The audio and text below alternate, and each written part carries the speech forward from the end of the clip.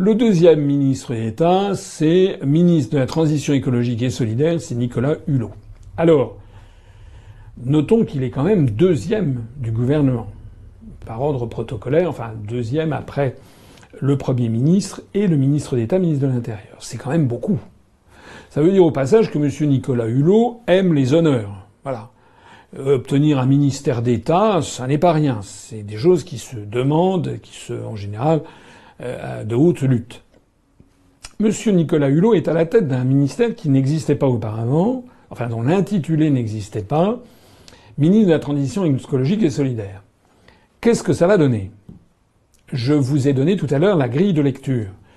Ministre de la Transition écologique et solidaire, on va voir monsieur Nicolas Hulot, quel va être son directeur de cabinet. Est-ce qu'il va avoir comme directeur de cabinet quelqu'un qu'il connaît bien depuis des années, qui est un fidèle, un ami, quelqu'un de solide et qui va pouvoir imposer les tentatives de politique qu'il va mener, qu'il va essayer de mener? Ou bien est-ce que monsieur Édouard Philippe a imposé d'ores et déjà à monsieur Nicolas Hulot un directeur de cabinet qui en fait sera facialement sous la tutelle de Nicolas Hulot, mais en réalité qui répondra aux demandes pressantes du Premier ministre et du Président de la République. C'est ça que les spécialistes vont regarder à la loupe. Il va falloir regarder également à la loupe quelles sont les administrations qui vont être données à monsieur Hulot. Est-ce que monsieur Hulot va récupérer l'ensemble des attributions qui avaient été données à madame Ségolène Royal, dont d'ailleurs on voit au passage qu'elle a été éconduite comme une malpropre dans ce premier gouvernement? Est-ce qu'il va récupérer toutes ces attributions ou pas?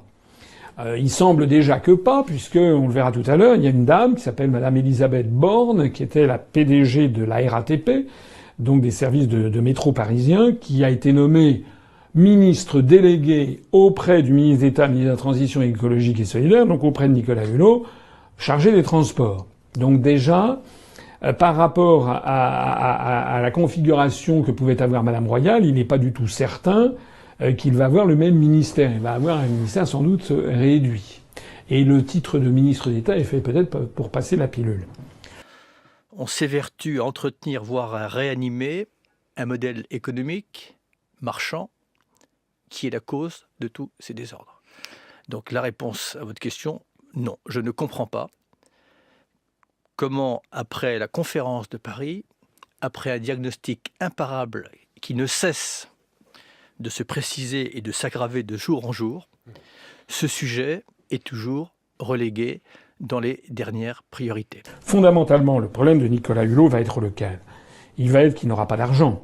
Je l'ai dit tout à l'heure, les budgets de l'État, non seulement il y a pratiquement plus d'argent en caisse, mais en plus de ça, les orientations fixées par Macron et exigées en fait par la Commission européenne et la Banque centrale européenne, c'est de diminuer les budgets. Et que la pression du court terme sur les dirigeants, sur le Premier ministre, est si forte qu'elle préempte les enjeux de moyen ou de long terme. C'est la vérité. Donc M. Nicolas Hulot va se retrouver dans un ministère où il y a certaines directions qui lui auront été retirées, probablement, on ne sait pas à qui ça va être donné, ou plus exactement donné à un ministre délégué. Mais il est évident que Madame Borne, qui est la PDG de la RATP, qui est une polytechnicienne, elle est sortie dans le corps des ponts, qui est une très grande professionnelle, certainement des transports, enfin je ne la connais pas, mais je suppose, elle va pas se laisser marcher sur les pieds. Alors que M. Nicolas Hulot, à part sauter en parachute au-dessus d'Ushuaïa, il n'a pas des compétences, certainement, en matière d'économie du monde des transports et connaissances techniques approfondies, il n'a pas les mêmes que celles que peut avoir Madame Borne, qui est placée officiellement sous ses ordres, mais en pratique qui aura certainement une très large autonomie.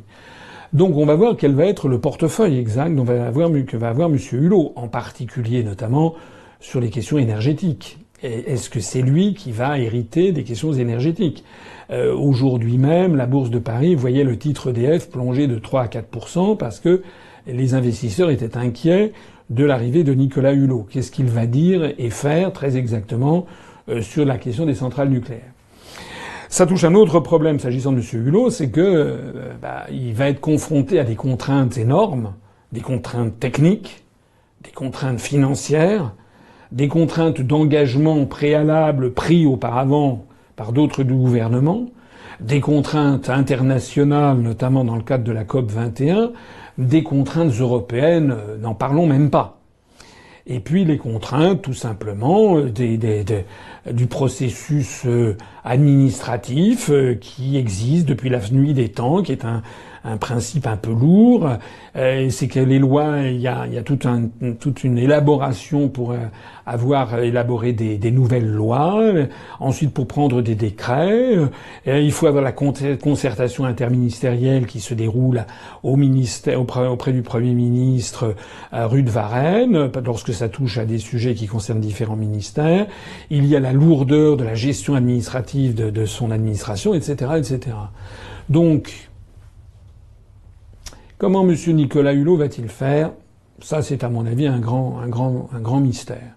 À mon avis, je vais peut-être être démenti par les faits, mais à mon avis, ça n'est pas forcément une très bonne idée de nommer quelqu'un comme M. Hulot dans un ministère. C'était une proposition que, paraît-il, Jacques Chirac lui avait faite en 2002. C'est-à-dire il y a 15 ans. Bon. Ça veut dire que M. Nicolas Hulot est quand même très intéressé par la politique depuis une quinzaine d'années. Donc il rôde autour de ça. Donc M. Nicolas Hulot, il va être confronté à la réalité, et il va donc avoir le choix, à mon avis, entre deux hypothèses. La première hypothèse, c'est qu'il passe sous les fourches caudines de ce qu'est le travail ingrat d'un ministre, obligé de tenir compte des uns et des autres, des contraintes budgétaires énormes, des contraintes internationales et européennes, des contraintes des autres départements ministériels. Et à ce moment-là, il risque en fait de piaffer, d'impatience et finalement d'apparaître comme ayant été une espèce de réclame, d'affiche comme ça, de star qu'on met sur le devant de la scène mais qui n'a pas de pouvoir réel, au risque de se déconsidérer auprès des Français qui sont intéressés par ce monsieur depuis qu'il a eu cette série télévisée à succès qui s'appelait Ushuaïa. Donc il est possible que M. Nicolas Hulot, finalement, ça fasse un peu pchit et que son ministère soit décevant. Est-ce que vous avez sursauté en voyant que sur 3 pages d'interview, il n'y a pas un mot sur l'écologie d'Édouard Philippe? Je n'ai pas sursauté parce que c'est coutumier. Puis il y a une autre hypothèse, c'est l'hypothèse inverse. C'est que M. Hulot ait de la personnalité et qu'il veuille ruer dans les brancards.